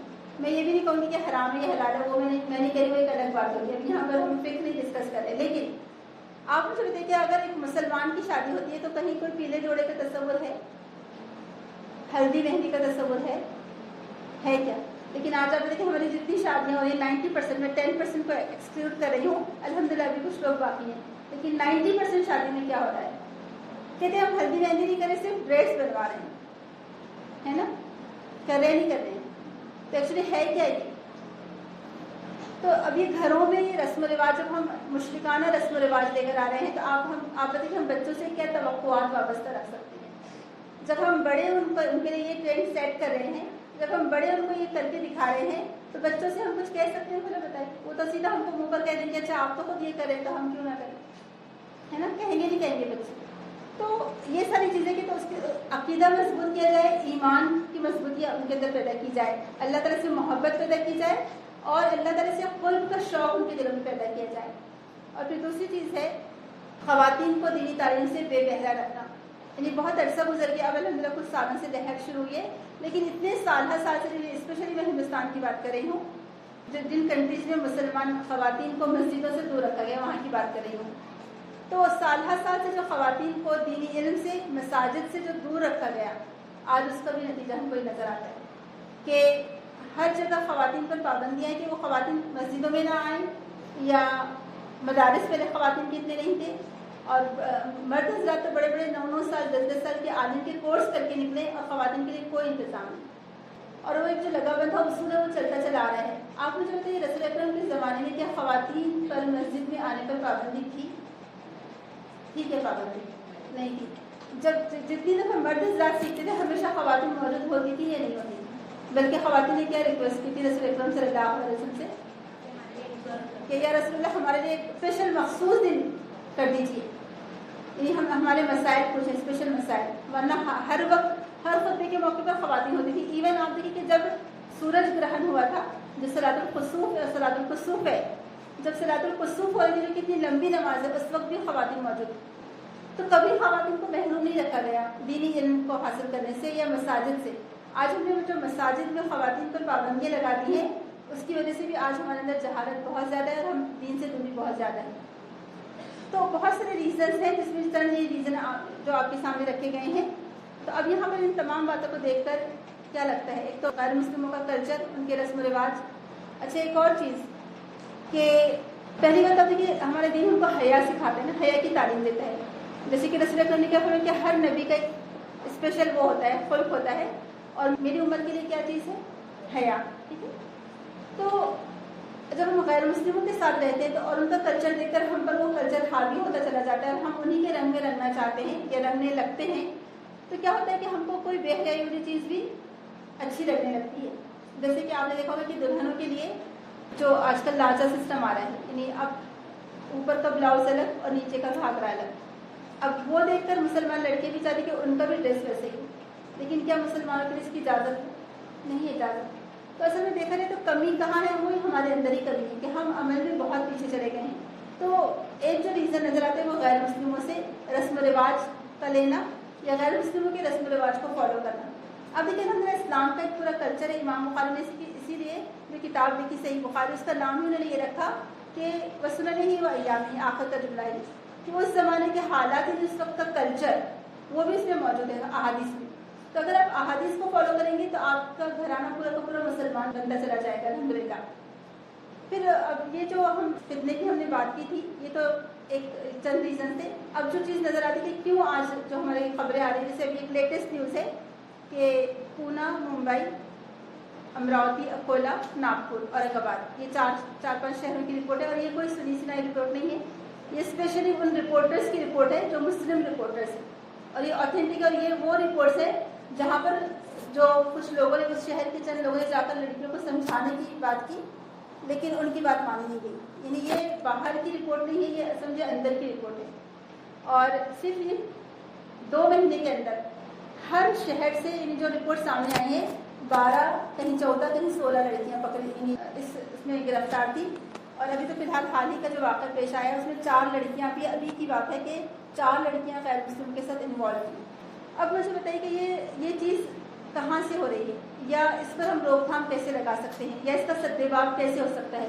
کیا ہم میں سے کوئی چاہے گا کہ اللہ نہ کرے ہمارے بچے آگ کی طرف چلے جائیں، یا غیر مسلموں سے نکاح کر کے اللہ نہ کرے ایک طرح سے زنا کا شکار ہو؟ کیونکہ غیر مسلم سے نکاح ہی نہیں ہو سکتا تو پھر وہ کیا ہے؟ زنا ہے وہ. اور ہم کیسے برداشت کر سکتے، کیسے گوارا کر سکتے کہ ہماری لڑکیاں یا ہمارے لڑکے ان کی وجہ سے یا اس وجہ سے اس طرح کے کام کریں؟ تو اب اس کے لیے ہمیں کیا کرنا ہوگا؟ تو سب سے پہلی جو چیز نظر آتی ہے کہ جو کو ایجوکیشن، یعنی جو زیادہ جو کیسز ہو رہے ہیں، جو رپورٹ سامنے آئی ہیں اور جو ریزن سامنے آئے ہیں، اس میں جو زیادہ جو کیسز ہوئے ہیں وہ کو ایجوکیشن کی وجہ سے ہوئے ہیں. اور کو ایجوکیشن میں آپ دیکھیے آج کل تو ہمارے کو یہ سسٹم تو ہو ہی گیا ہے، عام کے مسلمان لڑکے لڑکے ایک ساتھ پڑھ رہے ہیں. اس کو ختم کرنا وہ بھی بہت زیادہ ضروری ہے. اس کے تو نقصانات ہیں ہی ہیں، لیکن جب ہمارے لڑکے لڑکیاں غیر مسلم کالجز میں پڑھتے ہیں اور وہاں پر تمام لوگ ہوتے ہیں ہر قسم کے، ہر مذہب کے ماننے والے، تو اس وجہ سے یہ چیز عام ہو رہی ہے. تو ایک ریزن یہ نظر آتا ہے کہ مخلوط تعلیم، یعنی غیر مسلم کے ساتھ تعلیم. دوسرا ریزن نظر آتا ہے خود ہمارے مسلمانوں میں شادیوں میں دیری. اور وہ دیری کیوں ہو رہی ہے؟ شادیوں میں ڈیلے کیوں ہو رہی ہے شادیاں؟ کیا صرف لڑکے والوں کا قصور ہے یا صرف لڑکی والوں کا قصور ہے؟ آپ بتائیے. دونوں کا قصور ہے. ایک تو پڑھائی کو ہم نے اتنا سر پر سوار کر دیا. ٹھیک ہے، پڑھائی بہت اچھی بات ہے، علم انسان کو آگاہی اور شعور ہی دیتا ہے، لیکن وہ جو کہا تھا نا کہ تعلیم عورتوں کی ضروری تو ہے، مگر خاتون خانہ ہو سرحدی برینا ہو. یعنی تعلیم اس لیے دلائی جاتی ہے کہ انسان کو شعور پیدا ہو اس کے اندر. اب اگر تعلیم اس لیے حاصل کرے کہ اپنے آپ کو شو آف کرنے کے لیے اور اپنے آپ کو مزید خوبصورت بنا کر لوگوں کو دکھانے کے لیے، یہ تو الٹا اس کے لیے مصیبت ہو جائے گی. تو ایک تو مخلوط تعلیم، دوسرا شادیوں میں ڈیلے کرنا. ایک اچھے رشتے اگر آ بھی رہے ہیں تو نہیں، ہم کو اس سے اور اچھا چاہیے. تو ماں باپ بھی دیر کرتے ہیں رشتہ ایکسیپٹ کرنے میں، اور لڑکی کے بھی خواب بہت زیادہ اعلیٰ لیول کے ہیں کہ ابھی مجھے یہ نہیں چاہیے، یہ نہیں چاہیے، اور اچھی کی تلاش میں اور شادیاں ڈیلے ہوتی ہیں. اور دوسری طرف لڑکے بھی ان کی ڈیمانڈ بڑھتی جا رہی ہے کہ لڑکی ایسی نہیں ایسی خوبصورت ہو، اتنا نہیں اتنا جہیز چاہیے، یہ نہیں ایسی نہیں ایسی شادی چاہیے. دونوں کا حصول نظر آتا ہے اور جس کی وجہ سے شادی ڈیلے ہو رہی ہے. پھر جب لڑکی پختہ عمر کو پہنچ جاتی ہے تو اپنے فیصلے خود کرنے لگتی ہے. پھر ان کو ماں باپ کی ضرورت نہیں رہتی. پھر ان کا جو دل چاہ رہا ہے، جو ان کو کالج میں ملا، جو پسند آیا اس کے ساتھ کر لیا. تو شادی کو ڈیلے کرنا، شادی میں دیر کرنا، بہت زیادہ ایج کر کے شادی کرنا، رشتوں کو ایکسیپٹ نہ کرنا اور رشتوں میں خامیاں تلاش کرنا. آپ دیکھیے کہ اگر کوئی لڑکا نیک دیندار ہے، نماز کا پابند ہے اور چھوٹا موٹا کما لیتے تو کافی ہے یہ نہیں، لیکن ہم اس کو کافی نہیں سمجھتے. اور ہم سوچتے کہ اگر ہماری بیٹی MBBS ہے تو لڑکا MD ضروری ہونا چاہیے، ہے نا. یہی ڈیمانڈ ہے نا ہماری. اگر وہ انجینئر ہے تو لڑکا ماسٹر ضرور ہونا چاہیے. اور لڑکیاں پڑھ بہت رہی ہیں اور لڑکے کم پڑھ رہے ہیں، اس کی وجہ سے رشتوں میں مشکل ہو رہی ہے. تو آپ دیکھیے ہاں قصور دونوں طرف سے ہے. اگر اچھا رشتہ ہے، لڑکا نیک ہے، شریف ہے، کافی ہے. اگر آپ اس کی تعلیم دیکھیں گے تو آپ کو تو پھر ایسے تعلیم یافتہ لڑکے بہت کم ملیں گے. پھر آپ کب تک اپنی لڑکی کو بٹھا کے رکھیں گے؟ اور پھر اللہ نہ کرے کہ ایسا کہ ڈیلے کرنے کے چکر میں اس کو کہیں اور کسی غیر مسلم کے ساتھ اس کا معاملہ الجھ جائے. اور اسی طرح سے جو تیسرا جو ریزن ہمیں نظر آ رہا ہے، زیادہ جو کیسز ہو رہے ہیں وہ لڑکیوں کا جاب کرنا. اب دیکھیے ہم لڑکی کے جاب کرنے کے خلاف نہیں ہیں، ٹھیک ہے، یہ بات نہ سمجھیے کہ یہاں پر آپ کو جاب کرنے سے روکا جا رہا ہے. ہم لڑکیوں کی اس جگہ جاب کرنے کے خلاف ہے جہاں انٹرمنگل سوسائٹی ہو، یعنی جہاں پر لڑکے سب بلا جھجک آمنے سامنے بیٹھ کر کام کریں. کیا دیکھیے فتنہ کہاں سے شروع ہوتا ہے؟ جب اگر آپ ایک جگہ آگ اور پیٹرول کو ملائیں گے اور کہیں گے کہ آگ بھی نہ لگے تو ایسے ہو سکتا ہے؟ پھر ہو سکتا ہے کیا؟ یعنی اللہ کے رسول صلی اللہ علیہ وسلم کیا فرماتے کہ کوئی مرد اور عورت تنہائی میں ایک دوسرے سے نہ ملے، کیونکہ تیسرا ان کے درمیان کون ہوتا ہے؟ شیطان ہوتا ہے. تو ہم خود اپنی بچیوں کو اجازت دے رہے کہ جا کر مردوں کے بیچ بیٹھ کر جاب کرو اور پھر ان سے کہتے کہ اچھا کوئی برا کام ہی نہیں ہونا چاہیے. اب ہمارے گھر کی بچیاں ایسے جا کر مخلوط سوسائٹی میں یا مخلوط جگہوں پر کام کر رہی ہے جہاں پر مرد عورتیں سب کوئی ہے، ہر کوئی ہے، اور پھر ہم ان سے کہتے ہیں کہ کسی سے بات بھی نہ کرے، کوئی کام بھی نہ کرے، کوئی خراب کام بھی نہ. کیسے پاسبل ہو سکتا ہے؟ آپ غلط ہے. کیا ہم ایسی جگہ نہیں ڈھونڈ سکتے جہاں پر اگر بچیوں کو جاب کرنا بھی پڑے تو جہاں پر خواتین ہو مرد نہ؟ کیا آفیسز میں جاب کرنا ہی ضروری ہے؟ یا ایسی فیلڈ نہیں ڈھونڈ سکتی لڑکیاں جہاں پر ان کو کوئی مردوں کا آمنا سامنا نہ کرنا پڑے؟ اور کیا جاب کرنا اتنا ہی ضروری ہے؟ کیا پڑھنے کا مقصد جاب کرنا ہے؟ آپ بتائیے. پڑھنے کا مقصد جاب کرنا تو نہیں ہے نا لڑکیوں کے لیے. اسلام نے مالی ذمہ داری کس پر ڈالی؟ شوہر، باپ، بھائی، بیٹے پر ڈالی ہے. اور آپ دیکھیں کہ جن گھروں میں اگر وائف کام نہیں بھی کرتی ہے، کیا گھر کا کاروبار اچھے سے نہیں چل رہا ہے؟ بھوکے رہ رہے ہیں وہ لوگ؟ نہیں رہ رہے. کہتے ہیں آج کے دور میں دونوں کا کام کرنا ضروری ہے. یہ سوچ بھی کس نے دی ہے ہم کو؟ یہ سب میڈیا کا کمال ہے، اصل میں سارا میڈیا کا کمال ہے. اور یہ جو وہ مرد حضرات جو چاہتے ہیں کہ ان کو 24 گھنٹے سے لے کے اچھے منظر دیکھنے کو ملے، جو غلط قسم کے لوگ ہیں، وہ چاہتے ہیں کہ عورتیں باہر نکلیں تاکہ ان کا کام گھر میں بھی اور باہر بھی. وہ تو استعمال کریں نا ایک طرح سے لیڈیز کو، لیکن ہم ان کی چالوں کو نہیں سمجھ پا رہے. تو ہم کو ان کی چالوں کو سمجھنا پڑے گا کہ کیوں زبردستی عورت کو باہر نکالا گیا. ہم یہ نہیں کریں کہ عورت گھر سے باہر نہ نکلے، بس چار دیواری میں قید ہو کر جب بالکل ہی مت سمجھے گا. عورت ضرور باہر جائے، اس کو اجازت دی ہے، اللہ تعالیٰ نے خود اجازت دی ہے کہ اللہ کے رسول کہ اللہ کی بندیوں کو اللہ کے گھروں میں آنے سے نہ روکو. اللہ نے ان کو اجازت دی ہے. مسجد کے لیے اگر جانا تو وہ جائے گی باہر، پڑھائی کرے. لیکن لڑکیوں کو بھی چاہیے کہ وہ اپنے والدین کی عزت کا خیال رکھیں، اور والدین کو بھی چاہیے کہ اپنے بچوں کو بچپن سے سمجھائیں کہ عزت کیا چیز ہوتی ہے. اگر ایک لڑکی اس کا غلط قدم اٹھا دی تو پوری لڑکیوں کو غلط نگاہ سے دیکھا جاتا ہے. ایک کسی کے کرنے سے آپ دیکھیں سب پر بات آتی ہی نہیں آتی. لہٰذا بچوں کو یہ بات سمجھائی جائے. پھر ہم ایسے مخلوط تعلیم، غیر مسلم لڑکوں کے ساتھ اٹھنا بیٹھنا جو تعلیمی ادارے ہیں، اور جابس کی ایسی جگہیں جہاں پر مرد حضرات بھی کام کرتے ہوں. اور اسی طرح سے ایسے اتنی آزادی دے دینا بچوں کو، جیسے کہ پکنک کے نام پر بچے کہاں جا رہے ہیں ہمیں کچھ معلوم نہیں، کس کے ساتھ گئے، اسکول لے کر گئی ٹھیک ہے، لیکن اسکول والے جب ساتھ لے جاتے تو لڑکیاں سب ساتھ میں جاتے ہیں. اور اسپیشلی جو کالجز کے جو پکنک ٹورس ہوتے ہیں اس پر بہت دھیان دینے کی ضرورت. کیا ضروری ہے کہ ہمارے بچوں کو ہم اسکول کی طرف سے جو پکنک ہوتی ہے اسی میں بھجوائیں؟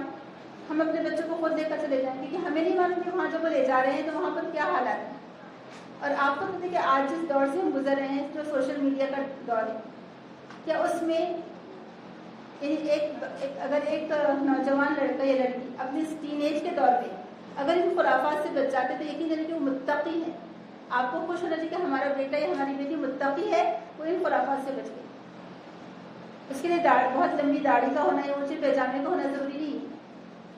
تو یہ مخلوط تعلیمی ادارے، جابس کی جگہیں اور اسی طرح سے کالجز میں ماحول، اور ایک آخری جو چیز ہے وہ ہے سوشل میڈیا، کہ ہم نے جب آج ہمارے بچوں کو ان کے ہاتھ میں جو موبائل تھما دیا ہے کہ وہ کیا دیکھ رہے ہیں، کیا کر رہے ہیں، کس ویب سائٹ پر جا رہے ہیں، کوئی خبر نہیں.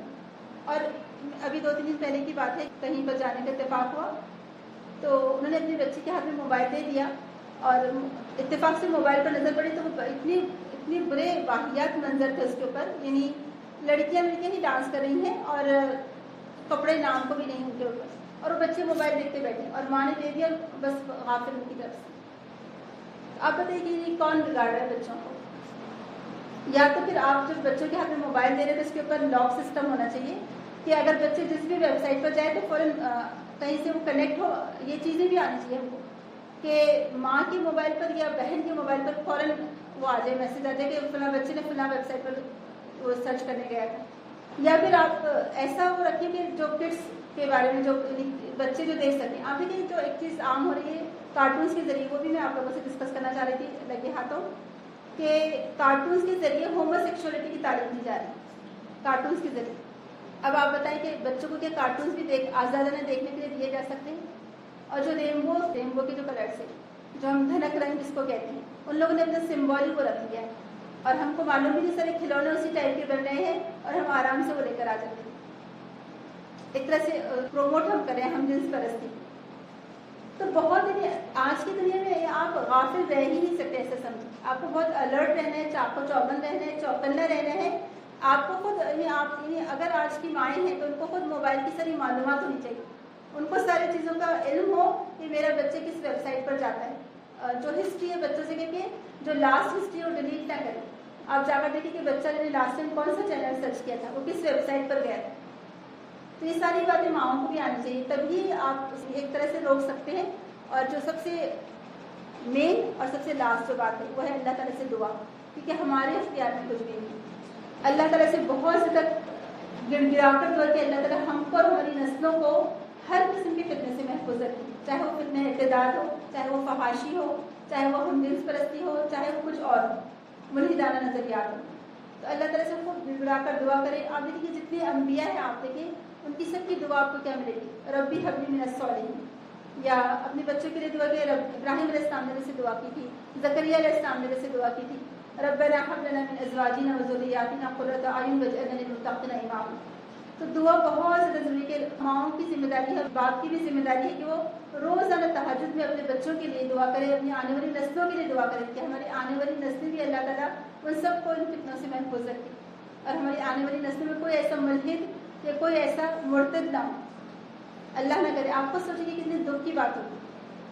آپ ہمارے سامنے مثال بھی ہے نوح علیہ السلام کی، کہ ہم کو اپنی تربیت پر بھروسہ نہ ہو، اللہ تعالیٰ کی ذات پر بھروسہ ہو. کیونکہ اب نوح علیہ السلام نے اپنی تربیت میں کوئی کمی کی ہوگی آپ بتائیں؟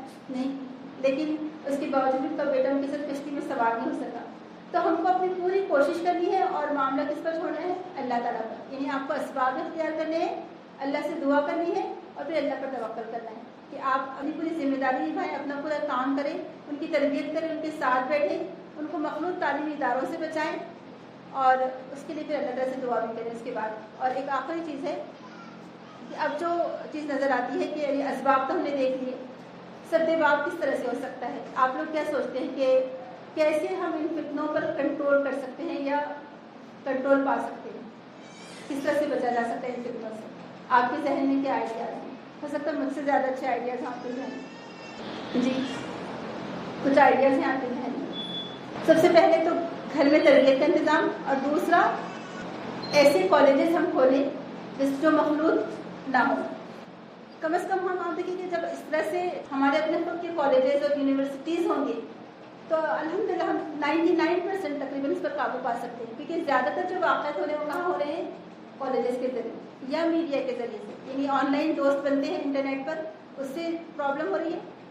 یا پھر زیادہ تر جو میجورٹی جو کیسز دیکھنے میں آئے ہیں وہ اس بات کا نشانی دے رہے ہیں ہم کو کہ کالجز مخلوط جو تعلیم ہے ہماری اس کی وجہ سے ہو رہے ہیں. تو ہم کو ایسے کالجز کھولنے ہوں گے کہ جہاں سے مسلمان لڑکیاں تعلیم حاصل کریں تاکہ ان کو بھی کسی چیز کا اندیشہ یا خطرہ نہ ہو. اور مساجد کو خواتین کے لیے کھولا جائے. تیسری چیز ایسا جگہ جگہ ایسے دینی ادارے ہوں جہاں پر دینی تعلیم کو عام کیا جائے اسپیشلی خواتین کو, کیونکہ آپ دیکھیں جب مردوں کے پاس دین آتا ہے تو چوکھٹ تک آتا ہے, لیکن جب خواتین کے پاس دین آتا ہے تو گھر کے اندر تک آتا ہے. جتنے بھی جو رسم و رواج زیادہ تر کون فالو کرتے ہیں آپ بتائیں؟ کیا مردوں کی طرف سے کبھی تقاضا ہوتا ہے؟ مردوں نے کبھی کہا کہ ہلدی مہندی کرو, کہا کبھی؟ مردوں نے کہا کہ پھول ہار پہناؤ, کبھی نہیں کہا. تو یہ کون کرتا ہے سارے کام؟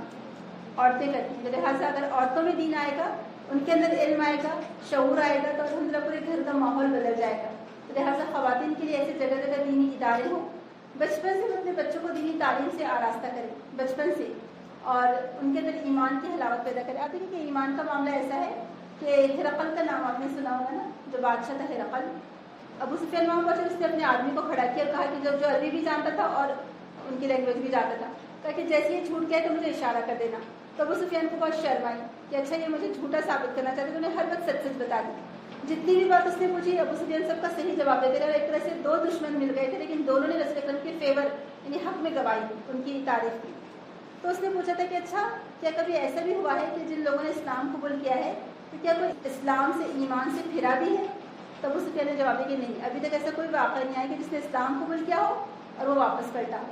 تو اس نے کہا تھا کہ بالکل ایسے ہی ہوتا ہے کہ ایمان کا معاملہ ایسا ہے کہ جو ایک بار ایمان کا مزہ چکھتا ہے بالکل اس سے واپس نہیں پلٹتا. سبحان اللہ. اور وہ جو ذاقت عمل ایمان کے, اس نے ایمان کا مزہ چکھا, جو راضی ہو اس بات پر کہ اللہ اس کا رب ہو, محمد صلی اللہ علیہ وسلم اس کے نبی ہو, اور اسلام میں اس کا دین ہو. تو دیکھیں ایمان کو کس چیز سے تشبیہ دی گئی ہے؟ مزہ چکھنے سے. یعنی کوئی چیز جیسا جب آپ کوئی چیز کھانے کے لیے استعمال کرتے ہیں, پینے کے لیے استعمال کرتے ہیں, اس کا ذائقہ, اس کا ٹیسٹ آپ کی زبان پر محسوس ہوتا ہے. اور جب آپ کوئی چیز کھاتے ہیں تو وہ جسم کے کوئی ایک حصے میں جاتی ہے, پورے جسم کے لیے فائدہ مند ہوتی ہے, پورے جسم کے لیے فائدہ مند ہوتی ہے نا. اسی طرح سے ایمان کا معاملہ ہے کہ ایمان پورے کے پورے انسان کو بدل کر رکھ دیتا ہے. ایسا نہیں کہ وہ آدھا مسلمان اور آدھا کچھ اور ہوتا ہے. تو ایمان کو ذائقے سے تشبیہ دی گئی ہے کہ فقط وجد حلاوت الایمان, کہ اس نے ایمان کا مزہ پا لیا, اس نے ایمان کا مزہ چکھ لیا, جس میں آخر میں رسول اکرم ہے کہ جس کو کفر کی طرف جانا ایسا لگے جیسے کہ گویا آگ میں ڈالا جانا. تو کیسے اگر ہم بچپن سے یہ احادیث اپنے بچوں کو پڑھائیں گے, سنائیں گے, بچپن سے ان کے دلوں میں یہ بات ڈالیں گے, تو کیا وہ کفر کی طرف جا سکتے ہیں؟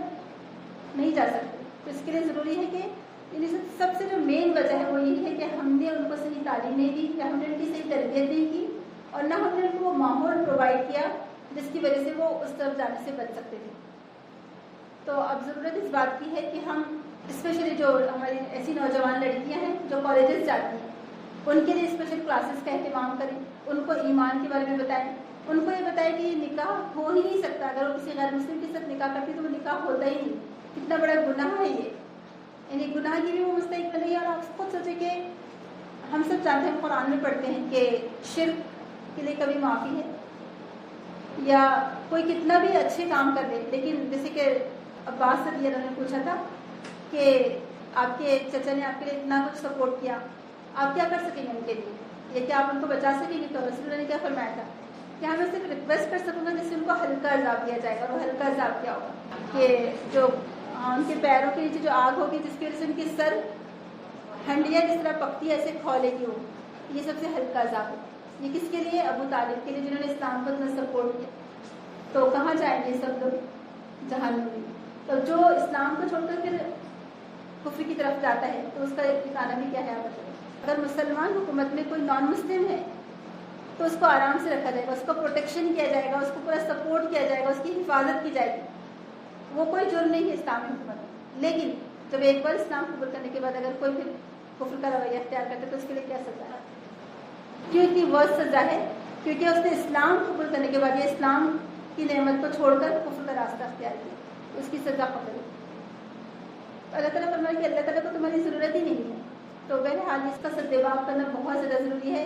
یہ ہمارے لیے لمحے فکریہ ہے. یقین جانیے کہ جو ابھی میں جو حالت سنتے آ رہی ہے 10 دن سے اکولا میں جو خبریں میں سنتے آ رہی تھی, یقین جانے کہ عجیب سی دل کی کیفیت تھی. نہ راتوں کو نیند آ رہی, اس کی وجہ سے دل چاہ رہے کہ ہم کیا کریں, کیا ایسے اسباب اختیار کریں جس کی وجہ سے ہم اپنے بچوں کو بلائیں. رسول اللہ نے کیا فرماتے تھے صلی اللہ علیہ وسلم, تم پروانوں کی طرح آگ کی طرف جا رہے ہو اور میں تمہیں تمہارے کمر کے بل کی پکڑ کر کھینچا ہوں, میں تمہیں آگ سے بچانا چاہتا ہوں. یہ کتنی خیر خواہی تھی. تو آج ہمارے دل میں بھی تڑپ ہوتی ہے کہ ٹھیک ہے اس لیول کی خیر خواہی ہمارے دل میں نہیں ہو سکتی, لیکن کچھ نہ کچھ تو خیر خواہی ہے. کہ کتنا دل دکھتا ہے کہ ہمارے مسلمان گھرانوں کے بچے شرک کی طرف جا رہے ہیں۔ اور ہم نے یہ بھی دیکھا ہے کہ کئی سال گزرنے کے بعد جب نان مسلم سے شادی کی تو وہ لڑکی خود تھالی لے کر مندر پوجا کرنے کے لیے جاتی ہے۔ آپ خود بتائیں گے کتنے دکھ کی بات۔ تو ایمان اتنا زیادہ قیمتی ہے، اس کو بچانے کی فکر کرنے کی ہم کو ضرورت ہے، اور اس کے لیے ہم کو کوشش بھی کرنی ہے، اور اس کے لیے صرف باتوں سے کام نہیں چلے گا۔ ٹھیک ہے، ابھی تو اویئرنیس کے لیے ہم یہ اس طرح کا سیشن رکھ رہے ہیں تاکہ اویئرنیس پیدا ہو، لیکن اس کے لیے کوئی سالڈ ورک کرنا پڑے گا۔ کالجز کی بہت زیادہ ضرورت ہے، یعنی ایسے اداروں کی۔ اور اس کا ایک اور چیز جو رہ گئی تھی، ٹیوشن سینٹرز، کہ ٹیوشن سینٹرز کا جو کلچر ہے، ٹیوشن سینٹرز میں جو ماحول ہے، کیونکہ وہاں اسکول کی پابندیاں بھی نہیں، اتنا آزادانہ ماحول ہے، اور وہاں کی جو سرگرمیاں ہیں اس کی وجہ سے بھی بہت سارے بچے بے راہ ہو رہے ہیں۔ اور ہم اتنا آنکھیں بند کر کے، کیونکہ ہم کو تو اپنے بچے کو نیٹ میں 700 میں سے 700 لانے ہیں نا، تو میں اس کو کوئی نان مسلم محلے میں بھی بھیج دوں، وہ کچھ بھی کرے، لیکن مجھے 700 نمبر چاہیے۔ اس سے میسیجز میں یہ بات آ رہی تھی کہ کیا ہم ہوم اسکولنگ نہیں کروا سکتے؟ یہ تو سب سے بیسٹ وے ہے ہوم اسکولنگ، لیکن ہمارے یہاں ہندوستان میں تو اس کو انٹروڈیوس ہی نہیں کروائے گا سسٹم کو، جیسے کہ ویسٹرن کنٹریز میں آپ لوگ جانتے ہیں نا، کیونکہ وہاں پر تو اسکولس میں یہ تعلیم عام کر دی گئی ہے کہ جو ایک ہسبینڈ وائف کے تعلقات جو ہوتے ہیں اس کی تعلیم بھی دینا بچوں کو بچپن سے۔ تو بہت سارے مسلم گھرانوں نے اپنے بچوں کو وہاں سے نکلوا دیا اسکول سے، اور ابھی بلکہ ابھی جب میں انڈیا کے لیے ٹریول کرنے والی تھی تو ایک فیملی امریکہ سے وہاں پر آئی وزٹ پر اپنے سسٹر کے پاس، تو انہوں نے یہی کہا کہ ہم نے اپنے بچوں کو، یعنی ان کی بچیاں 5th 6th اور 7th میں تھی، تو انہوں نے اسکول سے گھبرا کر بچوں کو نکلوا لیا، کیونکہ اب جو ہے اسکول میں 3 قسم کے واش روم ہو گئے۔ انہوں نے بتایا کہ جو گیز ہے، لیسبین، اور تو جو لیسبین ہے وہ لڑکیوں کے اس میں آ رہے ہیں، لڑکوں کے اس میں آ رہے ہیں، اور جو گیز ہیں وہ لڑکی کے اس میں آ رہے ہیں۔ یعنی ایسا کہ جو لڑکا یہ سمجھتے کہ میں لڑکی ہوں اور لیکن میں لڑکی کی شیپ میں ہوں، تو ان کو لڑکی کے اس میں ڈال دیا گیا، اور جو لڑکی سمجھتی کہ میں مرد ہوں اور مجھے جسم زبردستی مردوں کا دے دیا گیا اور میں ہوں لڑکی، تو اس کو لڑکوں کے اس میں ڈال دیا گیا۔ یعنی اب جو سسٹم ایسا ہے کہ واش روم میں، لڑکیوں کے واش روم میں لڑکے بھی آنے لگے جو اپنے آپ کو لڑکی سمجھتے ہیں۔ تو آپ دیکھیں، یعنی اب یہ آپ دیکھیں کہ ویسٹرن کنٹریز میں یہ چیز آ جائی ہے نا، اللہ نہ کرے، لیکن ہر چیز جو وہاں پر آ رہی ہے وہ یہاں پر آتی جا رہی ہے۔ جیسے کہ میں نے بھی آپ کو بتایا تھا نا کہ جو ہندوستان میں شادی کو الاؤ کر دیا گیا ہے، مرد کی مرد سے شادی، عورت کی عورت سے شادی، یہ قانونی طور پر جائز قرار دے دی گئی۔ تو آپ سوچیے کتنے سارے فتنے ہیں، کتنی ساری چیزیں ہیں، اور اس کے لیے بھی ہم کو آگاہی ضروری ہے، شعور ضروری ہے، دینی تعلیم بہت زیادہ ضروری ہے۔ ہوم اسکولنگ بہت دی بیسٹ وے ہے، لیکن اس کے لیے والدین کو اتنا ایفرٹ کرنا پڑے گا، لگانا پڑے گا اگر ہوم اسکولنگ آپ کرواتے ہیں۔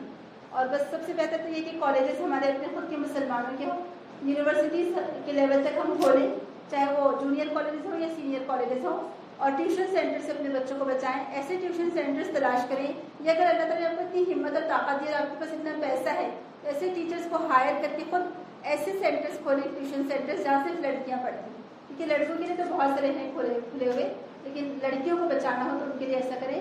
اور تعلیم دونوں کو دینا ضروری ہے، یعنی لڑکی کو دونوں کو دینی تعلیم سے آراستہ کرنا ضروری ہے، یعنی کہ صرف لڑکیوں کی تربیت کرنا، لڑکوں کی بھی تربیت اتنی ہی ضروری ہے جتنی لڑکیوں کی تربیت ہے۔ یہ جو فتنے آج ہم دیکھ رہے ہیں، ان فتنوں سے اللہ تعالیٰ ہم کو بچائے، محفوظ رکھے، ہماری آنے والی نسلوں کو بھی محفوظ رکھے، اور ہمیں اس کا سدباب کرنے کی توفیق دے کہ ہم اس کا کوئی حل تلاش کریں، اور اس سے رکاوٹ کے لیے کوئی ہم کوشش کر سکیں تاکہ اس طرح فتنے سر نہ اٹھائیں۔ اللہ تعالیٰ مجھے اور آپ کو توفیق دے، اور سب سے بڑی بات یہ ہے کہ بس اللہ تعالیٰ ہم سب کے ایمان کو سلامت رکھے۔ ہم کو دعا کثرت سے کرتے رہنی چاہیے کہ اللہ تعالیٰ ہم سب کا ایمان سلامت رکھے، ایمان پر ہی ہماری زندگی اور ایمان پر ہی ہمیں موت آئے، آمین۔ سبحانک اللہم و بحمدک، نشہد ان لا الہ الا انت، نستغفرک و نتوب الیک۔ السلام علیکم و رحمۃ اللہ وبرکاتہ۔